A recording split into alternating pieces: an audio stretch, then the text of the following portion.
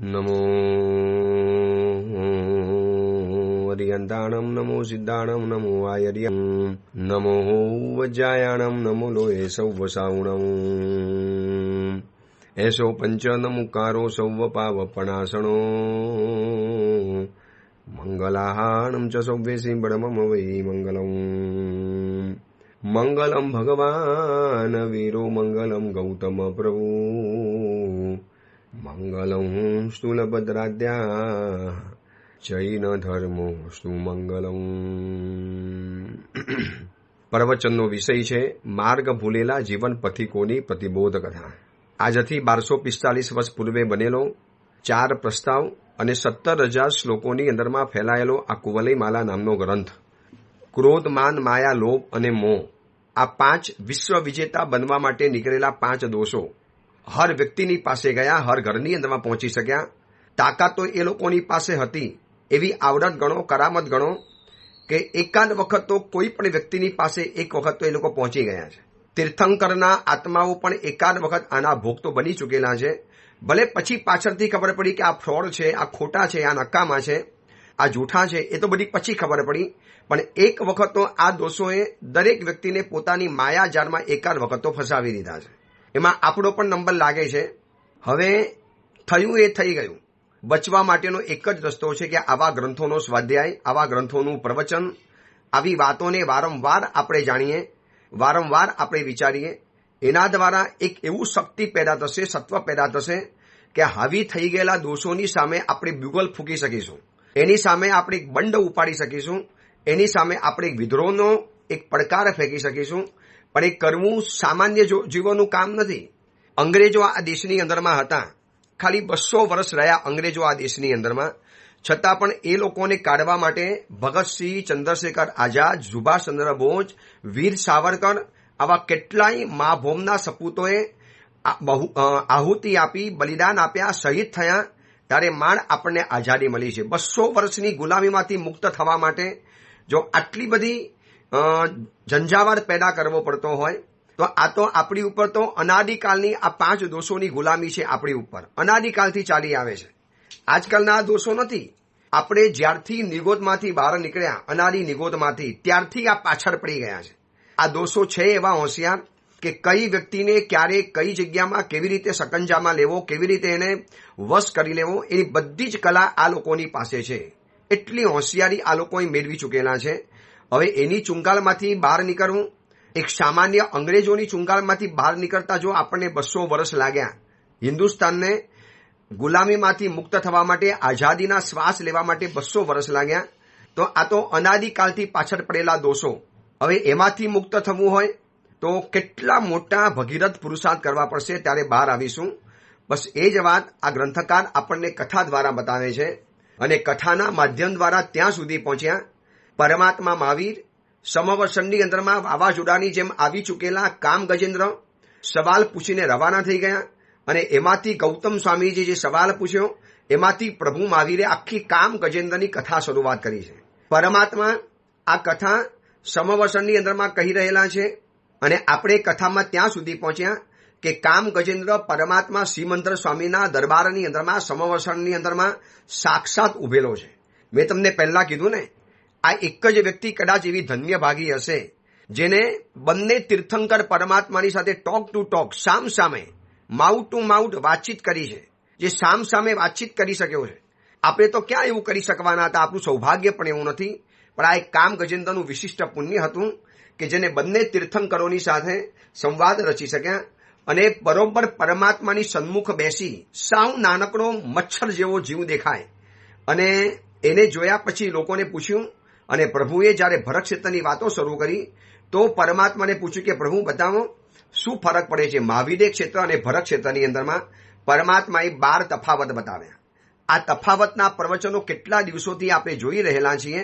જેને પણ આ પ્રવચનો સાંભળ્યા હશે એને હકીકતમાં લાગ્યું હશે કે નહીં ગુરુદેવ, સાચી વાત છે. પરમાત્મા શ્રીમંતર ભગવંત કહી રહેલા હોય એટલે ખોટી વાતો હોય જ નહીં, પણ આપણે અનુભવ કરી રહેલા છીએ આ વર્તમાન સમયની અંદરમાં. એમાં 8મા નંબરની અંદરમાં પરમાત્માએ જે વાત બતાવી કે મહાવીર ક્ષેત્રની અંદરમાં એક તીર્થવાળા માણસો છે, એક જ તીર્થંકરની નિશામાં રહેનારા, એક જ સરખી વિચારધારાની અંદરમાં ચાલનારા, એક જ સરખી વિચારધારાની અંદરમાં પોતાની ધર્મ આરાધના આગળ વધારનારા. જ્યારે ભરત ક્ષેત્રની અંદરમાં એવું નથી, ત્યાં ઘણા કુતીર્થવાળાઓ ચાલી રહેલા છે. અને વર્તમાન સમયની હાલત જોશો ને તો એક નાનકડી બાબતમાં પણ કેટલા બધા મતભેદ. હવે સંવત્સરી પતિક્રમણ ક્યારે કરવું એમાં પણ મતભેદ. 14ના પતિક્રમણ પછી સંતિકરમ બોલવું કે ન બોલવું એમાં પણ મતભેદ. જ્યારે મહાવીર ક્ષેત્રની નથી, શ્રીમંતર પરમાત્માએ કીધું એટલે વાત માની લેવાની. પણ અહીંયા બધાએ પોતપોતાના મત પ્રવર્તાવી દીધા છે. મેં મારો મત પ્રવર્તાવ્યો, ઓલાએ અલગ પ્રવર્તાવ્યો, પેલાએ અલગ પ્રવર્તાવ્યો. દરેકની પાસે પોતાનું ટોળું છે, દરેકની પાસે પોતાની ભીડ છે, દરેકની પાસે પોતાના ભક્તોનું સર્કલ છે, દરેકની પાસે એવા શ્રીમંત વર્ગ રહેલા છે. દરેકને એવા શ્રીમંત વર્ગ મળી પણ જાય છે. મને પણ મળશે, બાકી બધાને પણ મળશે. મેં તમને ગઈકાલે જે થોડા ઘણા નામ બતાવેલા હતા, બહુ લાંબી સિરિયલ છે, કેટલાના નામ આપણે દઈશું. જાત જાતની વ્યક્તિઓ આવી. એક બુદ્ધિમાન પુરુષ હોય, વાચારતા હોય, વક્તૃત્વ શક્તિ હોય, પુણ્ય હોય, અને 10, 15, 25, 50 ચેલા ચેલીઓનું જૂથ ઊભું થઈ ગયું હોય, મોટો બોરો ભક્ત વર્ગ આવી ગયો હોય, એની પાસે વિચારો રજૂ કરવાની કલા હોય, આવડત હોય, અને પછી સમાજના કેટલાક વર્ગને પોતાના વશની અંદરમાં લઈ અને પોતાનો પણ મત નવો પ્રવર્તાવે. એટલે પછી એની પાછી નવી વિચારસરણી આવે.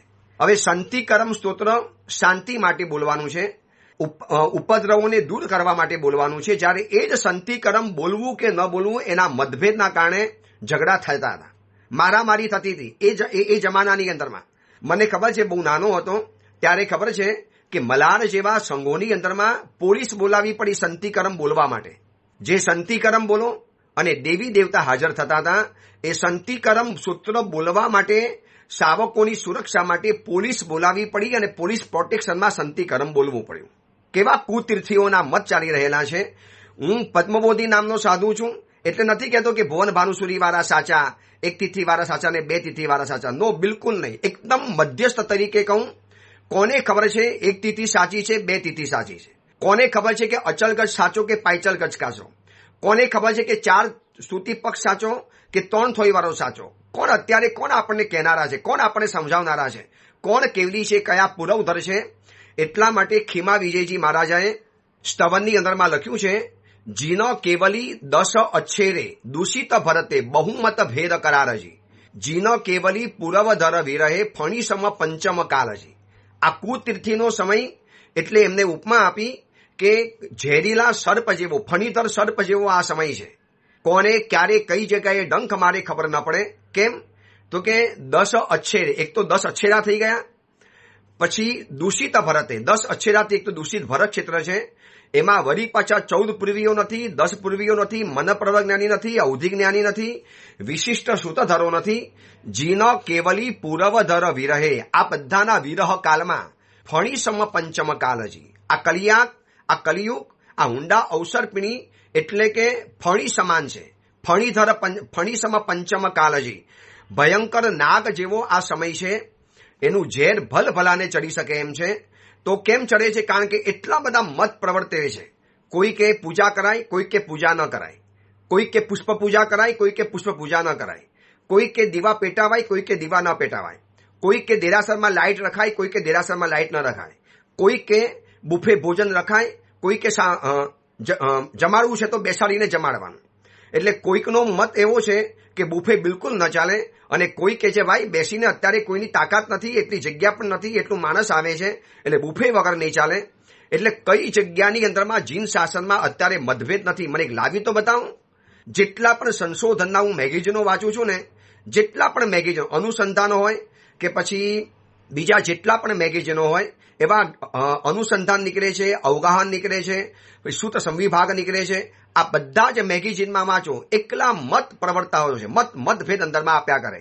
એક મત આ માને છે, એક મત આ માને છે. અરે ઇવન ત્યાં સુધીની અંદરમાં કે કલ્પસૂત્રની વાંચના કોઈ કહે છે કે પરમાત્મા મહાવીરના નિર્વાણ પછી આટલા વર્ષે શરૂ થઈ, તો વળી પાછો બીજો મત આવે કે નહીં આટલા વર્ષે શરૂ થઈ. એક મત નથી. આપણે કોઈ પણ બાબતની અંદરમાં સંવત્સરી કયા દિવસે કરવાની એના પણ મતભેદ, સંવત્સરી પતિક્રમણ ક્યારે કરવાનું એના પણ મતભેદ, સંવત્સરી પતિક્રમણની ક્રિયા માટે પણ મતભેદ, ભક્તામર સ્તોત્ર માટે પણ મતભેદ. એક માને છે કે 48 ગાથાનું, એક માને છે કે બીજી વધારે ગાથાનું. હવે આમ 42 ગાથા 48 ગાથા કોઈ જ, એટલે આમાં ભલભલો માણસ મૂંઝાઈ જાય.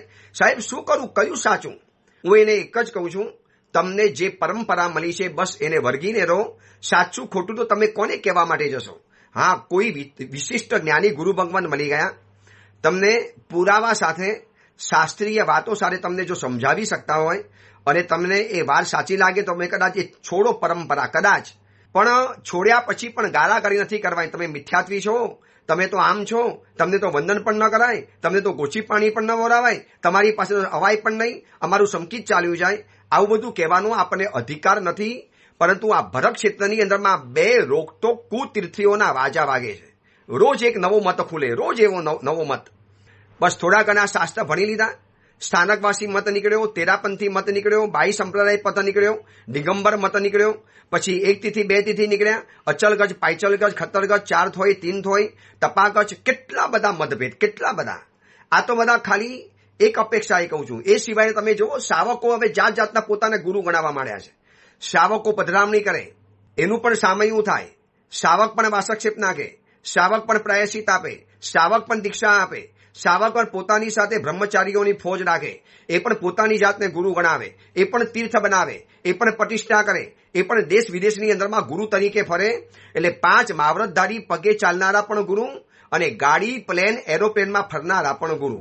4 કોર કુતીર્થીઓનો માહોલ જામેલો છે. એટલા બધા તીર્થ, એટલા બધા મતભેદ, એટલા બધા મતાંતર. હવે આમાંથી સત્ય શું છે એ જ ખબર નથી પડતી. હું જેટલા પણ મેગેઝિન વાંચું છું ને સંશોધનના, માથું ચકરાઈ જાય છે. હું કેટલા મહાપુરુષ અને પુરુષ સાહેબ, આમાં આપણે એક પણ જગ્યાએ સંમત નથી બનતા, એકમત નથી બની શકતા હર બાબતની અંદરમાં. હવે ભગવાન મહાવીરના નિર્વાણ પછી જે વાંચના શ્રેણી થઈ, જે સૂતના ઉદ્ધાર કરવા માટે જે જેટલી વાંચના શ્રેણીઓ રાખવાની અંદરમાં આવી, એના માટે પણ મતભેદ. વલ્ભીનો ભંગ ક્યારે થયો એનો પણ મતભેદ. કેટલા પણ મતભેદ, કેટલી બધી વાતો ચાલે. કારણ કે દરેક વ્યક્તિ પોતાની વાતને સાચી ઠેરવવા જાય. હું કહું એ જ સાચું, એના કરતા એમ કહો સાચું છે ને હું જીવનમાં કહું છું, એવું પણ આપણે નથી કહી શકતા કદાચ. એટલે જીન કેવલી પૂર્વધર વિરહે ફણી સમ પંચમ કાલજી. આ એટલો ઘોર કલિયુગ ચાલે છે, એટલો ઘોર કલિકાલ ચાલે છે કે હવે આમાં કેવી રીતે આમાં આગળ વધવું એ જ ખબર નથી પડતી. અને આમાં સૌથી મોટી જલસા પડે છે યુવા પેઢીને. યુવા પેઢી આ બાનું કાઢે, તમે ઝઘડો છો, તમારામાં તો એકમત છે જ નહીં, તમારામાં કોઈ સંમત જ નથી. એના કરતા જો આપણે તારીખ પ્રમાણે ચાલવાનું. તિથિના દર વખતે રામાયણ આવે. મારી પાસે કેટલા યુવક યુવતીઓ આવે છે અને બધા મને હસતા હસતા કે ગુરુદેવ એક કામ કરો ને, 14 તારીખ આવે એટલે 14, 30 તારીખ આવે એટલે અમાસ, 14મી તારીખ આવે એટલે 14 અને 15મી તારીખ આવે એટલે પૂનમ. ગુરુદેવ આટલું કરી નાખો ને, આ બધા ઝઘડા મટી જાય. પછી ક્ષય પૂર્વા અને વૃદ્ધ ઉત્તરાકાર્યા અને ઓલા કે આમ છે, પેલા કે આમ છે, ઓલા કે પરવર્તિતનો ક્ષય બુદ્ધિ ન કરાય, પેલા કે આમ ન કરી શકાય. એમાં સામાન્ય યુવા જીવોનો તો અંદરમાં કચુંબર થઈ જાય છે. કોની પાસે જવાનું? સારા યુવકને કોકની પાસે જવું હોય, સૌથી પહેલી વાત આવે, નહીં એ તો 1 તિથિ વાળા છે ત્યાં નહીં જવાનું, પણ મારે શિબિરમાં જવું છે, મારે સાચું સમજવું છે, નહીં 1 તિથિ વાળા શિબિર કરે ત્યારે નહીં જવાનું. હવે માનો 1 તિથિના છોકરાને 2 તિથિ વાળા પાસે જવું હોય તો પણ રામાયણ. એટલે ગમે તારે ગુંડાની સાથે જઈ શકે છે, પણ 1 તિથિ વાળો 2 તિથિ, 2 તિથિ વાળો 1 તિથિની અંદરમાં જઈ નથી શકતો. કેટલા બધા મતભેદ ઉભા કર્યા છે અને આ મતભેદની નોંધ લીધી છે શ્રીમંતર પરમાત્માએ મહાવીર ક્ષેત્રમાં બેઠા બેઠા કે આ ભરત ક્ષેત્રની અંદરમાં બહુ બધા કુતીર્થીઓ થવાના, બહુ બધા મતાંતરો પ્રવર્તવાના, જાત જાતના વાદ વિવાદો થવાના, વિતંડા વાર થવાના, જાત જાતની ચર્ચાઓ જામવાની, ચર્ચાના અખાડાઓ જામવાના. અને આ બધું જ કર્યા પછી વરી પાછા એક મતો થઈ જ નથી શકતા. હું તમને કમનસીબીની બાબત કહું કે જેટલા પણ સમણ સંમેલન એકતા માટે કર્યા છે એમાં એક નવો ભેદ નવો પાડીને સમણ સંઘ જુદો પડેલો છે. હવે સંમેલન કર્યું હતું એકતા માટે, 1992નું હોય કે પછી 2042નું હોય કે હમણાં છેલ્લે 2080નું થયેલું હોય, આ જેટલા પણ સંમેલન સમસ્ત જૈન સંઘની એકતા માટે કર્યા. ચલો સમસ્ત જૈન સંઘ એક તો બની જઈએ, આપણે બધાને એક સરખો સંદેશો આપી શકીએ, આખો તપાકચ બધા એક થઈ જઈએ અને એક રીતે આગળ વધીએ. એમાં ભેગા થવામાં વળી પાછા એક પક્ષને એવું વાંકવું પડે, એ જુદો પડી જાય. એટલે કેવું છે ખબર છે, અમારા એક મહાત્મા અમને કહેતા હતા કે 100 ભેંસ બેસાડવાનું એક માણસને ટાર્ગેટ આપ્યો કે તારે 100 ભેંસને બેસાડી આપવાની, હું તને લાખો રૂપિયા આપીશ. બોલો કે શું મોટી વાત છે, હવે 100 ભેંસને બેસાડી દેવાની અંદરમાં.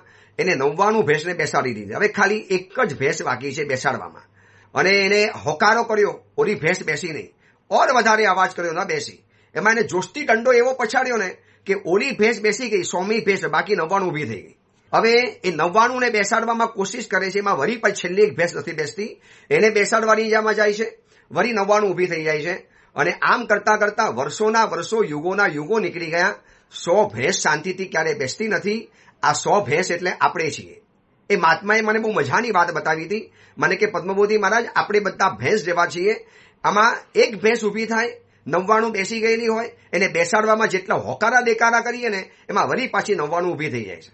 અને એક બેસી જાય અને એક બેઠા પછી આ 99 ને બેસાડવાની અંદરમાં જાવ, વળી છેલ્લે પાછી બેસાડવાની, એટલે વળી પાછું ઘસી ઘસીને વળી પાછું ત્યાં જ આવી જવાનું, દરી દરીને ઢાંકણીની અંદરમાં. કહેવત છે ને ગુજરાતીમાં. એટલે જેટલા સંમેલન કર્યા, જેટલી એક થવાની કોશિશ કરી, અને કેટલાય આચાર્યોએ જિંદગીભર માટેના આમિલ કર્યા.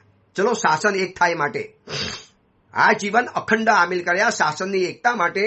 એ મહાત્માઓ ચાલી ગયા, પણ આજે તમે જુઓ શાસન કેટલું વિખરાયેલું છે, કેટલું વહેંચાયેલું છે, કેટલું વિભક્ત શાસન છે. પરમાત્મા મહાવીરના શાસનની જે તાકાત છે ને, આવી તમને દુનિયામાં કોઈ જગ્યાએ જોવા નહીં મળે. એના સુંદર સાધુઓ, શ્રેષ્ઠ પ્રવચનકાર, એના મહાબુદ્ધિશાળી સાધુ ભગવંતો, સમણી ભગવંતો, એક એકના માથા ફોડે એવા મહાવિદ્વાન છે. શું ટેલેન્ટના ભંડાર છે આપણા જૈન સમણીની અંદરમાં, સાવક સાવિકા વર્ગની અંદરમાં. એવા શાસ્ત્રો બનાવે, એવી કવિતાઓ બનાવે, એવા સ્તુતિઓ બનાવે, એવા સ્તોત્રો બનાવે, એવા ગ્રંથો બનાવે, એવા સ્તવનો બનાવે, એવા ગીતો પણ બનાવે. કેવા સંયમ જીવનને લગતા ગીતો બને છે. અરે ગિરનારમાં ગયા હતા, નેમનાથ પરમાત્માના ગીતો સાંભળ્યા. આજના જમાનાના આધુનિક જમાનાની અંદરમાં જે યુવાન કવિ મુનિવરો, સાવકો, સાવિકાઓ, સાધ્વીજી ભગવંતો જે ગીત બનાવે છે ને, એમ લાગે કે આની સામે તો બોલિવૂડ પણ ઝાંખું પડી જાય. હોલીવુડ અને બોલિવૂડ કરતા પણ ફેમસ ગીતો આપણો જૈન સંઘ બનાવી શકે એમ છે. શું નથી આપણા જૈન સંઘમાં? અહીંયા ઇવેન્ટ કાર્યકરો છે, અહીંયા જબરજસ્ત સંગીતકારો છે. બોલિવૂડમાં સંગીતકાર ન હોય એવા સંગીતકાર યુવાનો આપણી પાસે રહેલા છે. એવા ગીતો છે, આપણી પોતાની ટીમ છે, આપણી પોતાની પાસે પૈસો છે, આપણે કોઈની પાસે હાથ નથી લંબાવતા. લોકો તો છે ને પોતાના તીર્થની યાત્રા કરવા માટે સબસિડી માંગે, આપણે તો એ પણ નથી માંગતા. સમેત શિખરની આ બધી યાત્રાઓ જૈનો પોતાના સંઘે છરીપાલી સંઘ સાથે કરે છે. શું ખૂટે છે એ તો બતાવો. જૈન સંઘની અંદરમાં સર્વોપરી છે, સર્વાંગમુખી છે, સર્વતોમુખી પ્રતિભા રહેલી છે. હોય તો માત્ર એકતાનો અભાવ. જે શ્રીમંતર ભગવંતે ત્યાંથી નોંધ લીધી છે કે અહીં મહાવીરે ક્ષેત્રની અંદરમાં એક તીર્થવાળા છે. અહીંયા એક કે એટલે બધાએ આદેશ માની લેવાનું. હવે અહીંયા કેટલા બધા મત પ્રવર્તે ખબર છે? હવે કોકના ઘરમાં ડિલિવરી આવી હોય, કોઈક કે પૂજા કરાય, કોઈક કે પૂજા ન કરાય. ઓલો યુવાન બચારો માથું પકડીને બેસી જાય, સાહેબ શું કરું ખબર નથી પડતી. એટલે કોઈ કહેવાય પૂજા કરાય 3 દાડા પછી, કોઈ વાંધો નથી. શું કામ તમારે બાળકને અંતરાય કરવાનો? જે બાળક પરમાત્માએ તમને ભેટમાં આપ્યો છે, તમે એને નિમિત્ત બનાવશો પૂજામાં, અંતરાયની અંદરમાં. હવે મારી પાસે ત્યાં આવું સાંભળીને કદાચ જાય તો વળી પાછા બીજા કોઈ સમણી ભગવાન એને જીવનમાં ભટકાઈ પડે. એ શું કરી રહેલો? મંદિરમાં આવવાતું હશે, ચાલ બહાર નીકળ, મંદિર અશુદ્ધ બની જાય. ઓલાને જાણે કે પોતે હરિજન હોવાની ફિલિંગ લાગે, જાણે કે ઓલો રસ્તાનો સફાઈ કરવી હોય ને એવી એને ફિલિંગ લાગે કે હું મંદિરમાં પણ ન જઈ શકું. એટલો બધો આભડછેટ મારા જીવનની અંદરમાં આવી ગઈ. હવે આ માટે પણ આપણે એક મત નથી. ચલો બીજી વાત, ચાતુર્માસની અંદરમાં, ચાતુર્માસના દિવસોની અંદરમાં પાલીતાણાની યાત્રા કરાય કે ન કરાય એના માટે પણ મતભેદ. એક જગ્યા એવી લાવો કે જ્યાં જૈન સંઘ એક મત હોય. બતાવો તો સહી, મને લાવી બતાવો, તમારો ગુલામ થવા તૈયાર છું. અરે દિલમાં ઉજરડા પડે છે, ક્યારેક રાતની ઊંઘ ઉડી જાય છે, ક્યારેક ગોચી વાપરવી નથી ભાવતી કે શું કરવાનું. ગમે એટલા પ્રવચનો આપીએ, અનુષ્ઠાનો કરાવીએ, ચડાવવા થાય, ગમે એટલી બોલબાલા કરાવડાવીએ, પણ જૈન સંઘ તો વરી પાછો ઠેરનો ઠેર જ રહે છે. એ જ વિભક્ત, એ જ વહેંચાયેલો, એ જ ચારે કોરથી ઘેરાયેલો. આપણે શાસનના પ્રશ્નો માટે પણ એક નથી થઈ શકતા, તો બીજા માટે બાબત તો છોડો. સમેત શિખર માટે એક નથી, પાલીતાણાના તીર્થની સુરક્ષા માટે એક નથી. દરેકનો પોતાનો રાગ અલગ આલાપે. મારો રાગ અલગ હોય, ઓલાનો રાગ અલગ હોય, ઓલાની વરી પછી તર્જ અલગ હોય, ઓલાનું ગીત તો આખું નવું ચાલતું હોય. હવે આમાં જૈન સંઘને આપણે સાધુઓ કેવી રીતે માર્ગદર્શન આપીશું? હું કેટલાય મિત્ર મુનિવરોને કહું છું કે સાહેબ કંઈક કરવું પડશે. જૈન સંઘને આપણી ઉપરથી વિશ્વાસ જ ઉડી ગયો છે. શું કરવું? આપણે એક મત કહી જ નથી શકતા. સંવત્સરી 2 આવે, પાસનાથ પરમાત્માનું કલ્યાણક 2 આવે, અરે ફાગણ સુદ તેરસની યાત્રા 2 આવે, તો પછી એમાંથી માણસ કે ભાઈ સાહેબ કયું કરવાનું એ તો અમને સમજાવો. અને પછી બંને મતવાળા પોતપોતાનું તાણે. અમે કહીએ શાસ્ત્રીય, ઓલા કે અમે કહીએ શાસ્ત્રીય. તો આમાંથી સાચું કોણ, આમાંથી ખોટું કોણ? હું કોઈની ઉપર બ્લેમ નથી કરતો. આપણે બધા જ સાથે છીએ. હું પણ છું, તમે પણ છો, જેટલા પણ સમણ સમણી ભગવંતો છે, જેટલા પણ સાવક સાવિકાઓ છે, આ શ્રીમંતર પરમાત્મા કહે છે કે આ મહાવીર ક્ષેત્રની અંદરમાં એક તીર્થવાળા શાસન છે. તમને ડાઉટ પડતો હોય તો કુંવલી માલા ગ્રંથ એનું તમે પુસ્તક કાઢજો અને પુસ્તકની અંદરમાં તમને વાંચવા માટે મળશે કે 12 તફાવતમાં કેટલો સ્પષ્ટ શબ્દ બતાવી દીધો છે કે અહીં એક તીર્થવાળા છે અને ત્યાં ઘણા તીર્થવાળા કુતીર્થીઓનો જય જયકાર ચાલે છે. જે થોડી ઘણી નવી વાત કરે, શાસ્ત્રની મર્યાદામાંથી બહાર નીકળીને જે વાતો કરવાની અંદરમાં જાય એને ક્રાંતિકારી કહેવાતો હોય. ભાઈ આ તો ક્રાંતિકારી સાધુ છે, આ તો ક્રાંતિકારી વાતો કરે છે. ભાઈ શાસ્ત્રની બહારથી બોલવું એટલે ક્રાંતિકારી બની જવાય? આ વાત કેવી રીતે આવે? એટલી મોટી ગંભીરતા છવાઈ છે જૈન શાસનના મસ્તક ઉપર કે બધી જ શક્તિ બસ આ વિરોધને ડામવાની અંદરમાં અને વિરોધ કરવાની અંદરમાં ખર્ચાઈ જાય છે. એની સામે આપણા કેટલા યુવકોએ ધર્મ પરિવર્તન કરી લીધા, કેટલાય આપણા નવલોહિયા શક્તિ સંપન્ન શ્રીમંત યુવકોએ અન્ય ધર્મની અંદરમાં દીક્ષાઓ પણ લઈ લીધી. દીક્ષા સુધી કહું છું હું, આ જાહેર પ્લેટફોર્મ ઉપર એ પંથનું કે એ ધર્મવાળાનું નામ નથી દઈ શકતો. આવજો, મને પર્સનલ મળજો, હું તમને પુરાવા સાથે બતાવીશ કે કઈ વ્યક્તિ કઈ જગ્યાની અંદરમાં કેવી રીતે એને ધર્મ સ્વીકારી લીધો છે, છતાં પણ આપણે હજી મતાંતરમાં પડ્યા રહેવું છે. સંવત્સરી સાચી કહીને ખરાબ કહી, 14 પતિનું ક્યારે કરવાનું? 14 બે આવે, 8 બે આવે, 5 બે આવે, સંવત્સરી બે આવે, તીર્થંકરોના કલ્યાણકો એક આવે, એ બે આવે. મહાવીર એક છે પણ મહાવીરના કલ્યાણક બે આવે. પાસનાર ભગવાન એક જ થયા છે પણ ભગવાનના કલ્યાણકો બે આવે. શત્રુંજય તીર્થ એક જ છે પણ એની યાત્રા કરવી ન કરવી એના દિવસો બે આવે. કેવી કમનસીબી છે આપણી! આપણે વિચારો તો ખરા. તીર્થંકર એક પણ એની બધી આરાધનાના પર્વો મન ફાવે એમ કરવાના. એમાં કોઈ કે અમારી પાસે આવો, અમે સાચું પ્રતિક્રમણ કરાવીએ છીએ. મુંબઈમાં વર્ષો પહેલા હતો ત્યારે એક શાવકે દેરાસરોમાં પ્લેમ્પેજ છાપેલા હતા કે શાસ્ત્રીય શુદ્ધ વિધિનું પ્રતિક્રમણ કરવું હોય એમાં એક જણાએ લખી નાખ્યું કે મહાવીર ક્ષેત્ર જેવું પ્રતિક્રમણ કરવું હોય તો મારી પાસે આવજો. બાબા, મહાવીર ક્ષેત્રમાં પ્રતિક્રમણ છે ને એટ એ ટાઈમ પ્રતિક્રમણ હોય, જ્યારે દોષ લાગે ત્યારે પ્રતિક્રમણ કરવાનું હોય છે. સાચું જાણે નહીં, શાસ્ત્રનો અભ્યાસ ન હોય અને શાવક ગુરુ બની ગયા હોય, એને પણ એવા અનુયાયીઓ મળી ગયા હોય, એના પણ ભક્તો મળી ગયા હોય, એને પણ જય જયકાર કરનારા મળી જતા હોય, એને પણ શ્રીમંતોનો સથવારો મળી જતો હોય. પરમાત્મા મહાવીરના સમયની અંદરમાં જો ગોશાલા જેવાને 3 લાખ શાવકો મળી શકતા હોય તીર્થંકરની હાજરીમાં, તમે વિચારજો. પરમાત્મા મહાવીર જીવંત છે, પ્રભુ મહાવીર હાજરા હજુર છે, પરમાત્મા મહાવીરનું હજી આયુષ્ય ચાલે રહેલું છે, પ્રભુનો મત પ્રવર્તે છે, પ્રભુનું સમવસન મંડાય છે. એવા સમયમાં પણ ગોશાલાને ભગવાન મહાવીર કરતા ડબલ ઘણા શાવકો મળ્યા. 1,59,59 શાવક શુદ્ધ કહી છે આ ભગવાન મહાવીરના શાવકો. 1,59,60 શાવકો ભગવાન મહાવીરના, અને એની સામે ગોશાલાના 3 લાખ ઉપર શાવકો હતા. હવે તમે વિચારી શકો છો, તીર્થંકરની હાજરીમાં જો સામાન્ય વ્યક્તિ પણ પોતાની દુકાન ધમધોકાર ચલાવી શકતો હોય તો વર્તમાન સમયમાં તો તીર્થંકર પણ નથી, વિશિષ્ટ જ્ઞાનીઓ પણ નથી, 14 પૂર્વીઓ પણ નથી, મનપર્વ જ્ઞાનીઓ પણ નથી, અને જે મહા ગણાતા હતા એવા પૂર્વધર જેવા, એવા પૂજ્યપાલ ગચ્છાધિપતિ જયગોસુરીશ્વરજી મહારાજા જેવા પૂર્વધર જેવા પુરુષો તો ચાલી ગયા. કોને પૂછવાનું? કોની પાસે જઈને આ બધા મતાંતરોને ક્લિયર કરવાના? અરે ઇવન એવા મહાપુરુષના નામે પણ મતાંતરો ચાલે છે. મને તો સાહેબ આવું કહીને ગયા હતા, મને તો સાહેબ આવું કહીને ગયા હતા. અરે સંકિત માટે પણ મતાંતર છે. બોલો, એક કહે છે કે ભાઈ રુચિ એ સમ્યક્ત્વ છે, તો એક કહે છે કે ભાઈ અનુભૂતિ એ સમ્યક્ત્વ છે. અરે બાબા, સંકિત એક છે તો એના માટેના બે મત કેવી રીતે આવી શકે? સંકિત માટે વળી પાછું મિથ્યાત્વ પેદા કરવાનું? નહીં, તમે મિથ્યાત્વી છો, સંકિત અમે છીએ એટલે અમે કહીએ સાચું. અનુભૂતિ એ સમ્યક્ત્વ, ઓલો કે રુચિ એ સમ્યક્ત્વ. પણ સાહેબ કઈ ખબર નથી પડતી આમાં સાચું અને ખોટું શું. બસ પરમાત્મા ભાખીને ગયા છે કે મહાવીર ક્ષેત્રમાં એક તીર્થવાના અને ભરત ક્ષેત્રની અંદરમાં બહુ માર્ગ ચાલશે, બહુ પંથો ચાલવાના. ધૂમધામે ધમા ચમચલી, જ્ઞાન માર્ગ રહ્યો દૂર રે. માર્ગ સાચા કોણ બતાવે?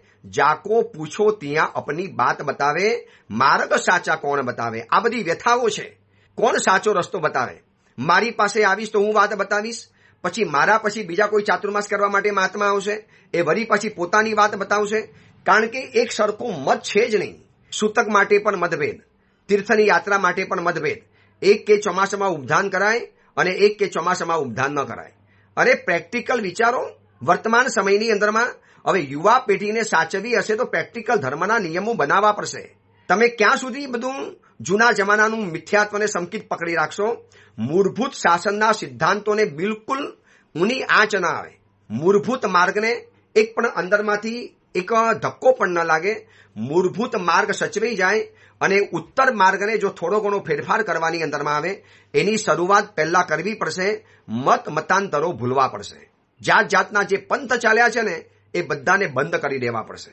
જો બધાની દુકાન ધમધોકાર ચાલે છે, ધમધોકાર. હું કેટલાના નામ બોલીશું, કોઈને ખોટું લાગશે, પણ તમે સમજી જજો કેટલી બધી દુકાનો ચાલે છે જાત જાતની.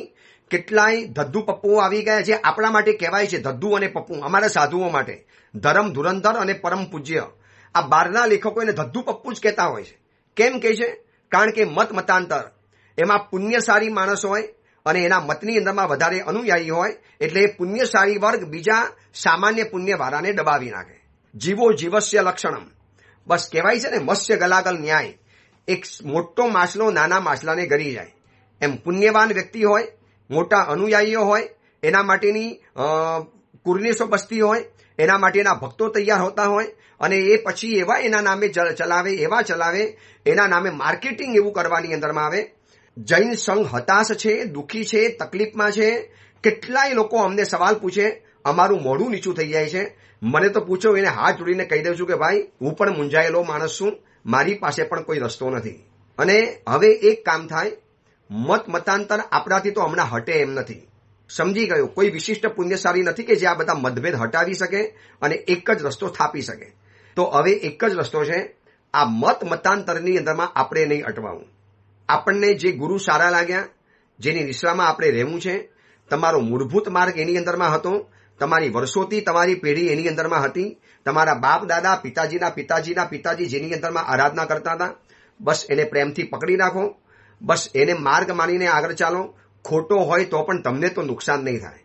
તમે તો પંથને વફાદાર રહ્યા છો, તમે તો શાસનને વફાદાર રહ્યા છો. બસ કજ્જે સચ્ચેન હોય એવમ. બધી જગ્યામાં એક જ વાત છે, તમારું દિલ સાફ હોવું જોઈએ. મારે આરાધના સાચી કરવી છે, મારે મતભેદ ઉભા નથી કરવા, મારે મતભેદ પ્રવર્તાવા નથી, મારે મતભેદની અંદરમાં આગ નથી લગાડવી, મતભેદની અંદરમાં મારે દિવાસી નથી ચાપવી. બસ મારે મારી રીતે આગળ વધવું છે. અને કોઈના મનની અંદરમાં વિખવાદ ઉભા થાય, અશ્રદ્ધા ઊભી થાય, એવા મેસેજો, એવી વાતો, એવા મતાંતર મારે પ્રવર્તાવા નથી.